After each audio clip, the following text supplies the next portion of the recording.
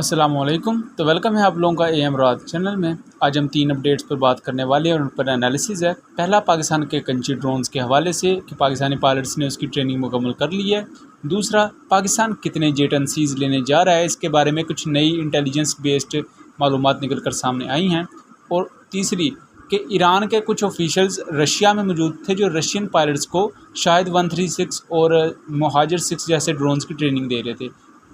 उनमें से कुछ असैसिनेट हो गए या अपनी जान गंवा बैठे एक यूक्रेनियन स्ट्राइक में। इस पर तफसील से बात करेंगे, लेकिन वीडियो में आगे बढ़ने से पहले आप चैनल को सब्सक्राइब कर लें एंड हमारी वीडियोस को शेयर कीजिएगा।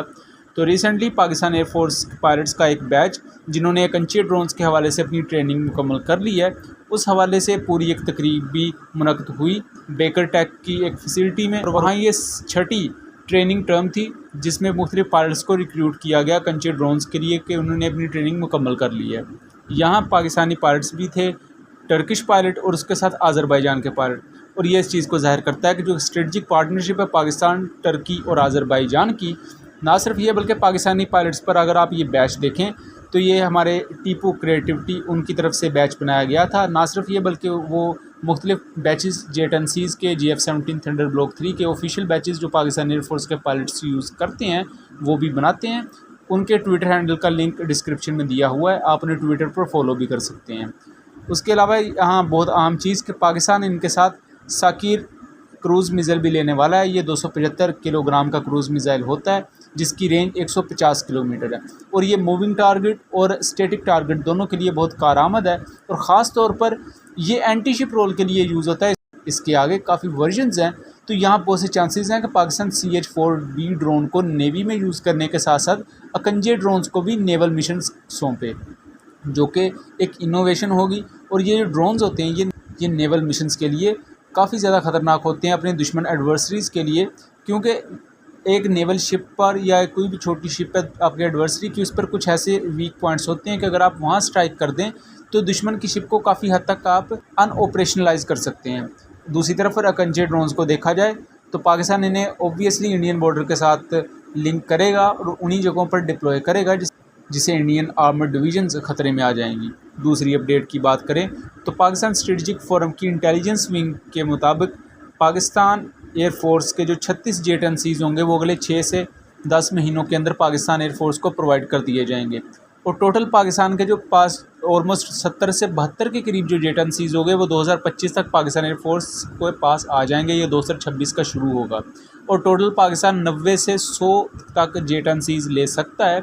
और ये टोटल जेट एनसीज़ हो गए ये 2028-2030 तक पाकिस्तान को प्रोवाइड कर दिए जाएंगे, यानी कि 2025 तक पाकिस्तान के पास 70 से ज़्यादा जेट एनसीज़ होंगे।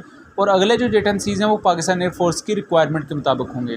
यहाँ पाकिस्तान एक बहुत बड़ी तादाद में जेट एनसीज़ को लेने जा रही है, जबकि इंडिया का यहाँ प्लान है कि वो MRFA प्रोग्राम के ज़रिए 114 फोर्थ प्लस जनरेशन के एयरक्राफ्ट लेगा।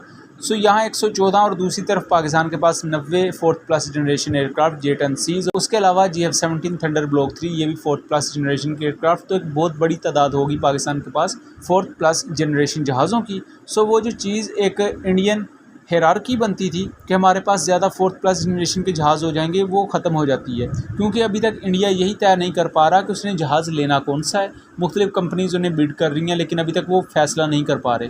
दूसरा, तेजस MK2 भी डिले हो चुका है। पहले वो 2023 के शुरू में वो रोल आउट होना था पहला प्रोटोटाइप, अब वो दिसंबर 2023 में ऑलमोस्ट 1 साल पीछे चला गया है। बाय द वे इस चीज़ पर मैं अलग वीडियो बना के दूंगा, लेकिन यहाँ मैं एक वन लाइनर बताता चलूँ कि बहुत से लोगों के जहन में एक मिसकंसेप्शन है कि अगर हमारे पास GF-17 थंडर ब्लॉक 3 है जो कि फोर्थ प्लस जनरेशन के एयरक्राफ्ट है तो हम जेट एनसी क्यों ले रहे हैं।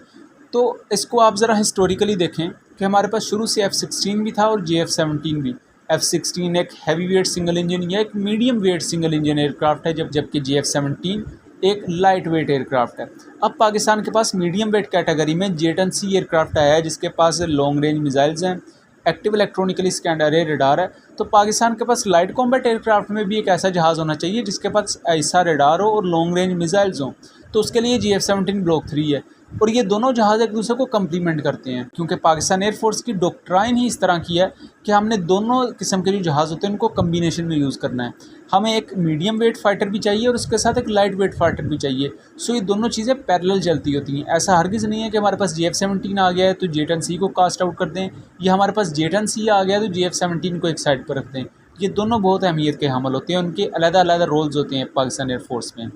تیسری اپڈیٹ کی بات کریں تو کچھ یوکرینین سورسز نے یہ دعویٰ کیا تھا کہ ایران نے اپنے شاہد 136 ڈرونز کے جو پائلٹس ہیں اور اس کے علاوہ مہاجر 6 ڈرونز کے جو پائلٹس ہیں اور دوسرے ایرانین ٹیکنیشینز ہیں، یہ رشیا بھیجے ہوئے ہیں، اور یہ جو رشیا کو ڈرون دیے ہیں ایران نے، ان کی مختلف ٹیکنیکل سپیکس پر ان کو بریف کرتے ہیں، ان کے مختلف منورز وغیرہ، اور اس کے علاوہ مختلف ٹیکنیکس کہ آپ انہیں کس طرح یوز کریں گے، دشمن کے ڈیفنس سسٹم کو کس طرح دھوکہ دیں گے، یہ رشین پرسنلز کو سکھا رہے تھے۔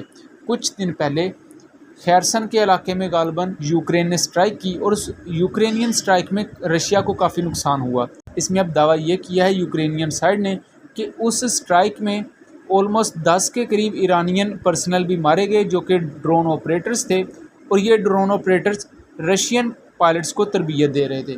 بہرحال اس دعوے پر ابھی تک رشیا یا ایران میں سے کسی نے بھی نہ ہاں کیا ہے، نہ کی ہے، نہ اس کی تردید کی ہے، اور نہ ہی اس کو انڈورس کیا ہے۔ تو یہ ایک مسٹری بنتی ہے کہ واقعی ایران نے یہ حرکت کی تھی۔ اگر ایران نے اپنے پائلٹس وہاں بھیجے تھے اور ان میں سے 10 ایک سٹرائک میں مارے جاتے ہیں تو یہ ایک بہت بڑا کوسچن اٹھتا ہے، اور یہ ایک ایران کو بھی اس تنازع میں لے کر آنے کی وجہ بن سکتا ہے۔ بہرحال رشیا نے ابھی تک اس کی کوئی کنفرمیشن نہیں دی، اور نہ ہی ایران نے ابھی تک اس پر کوئی سٹیٹمنٹ دی ہے۔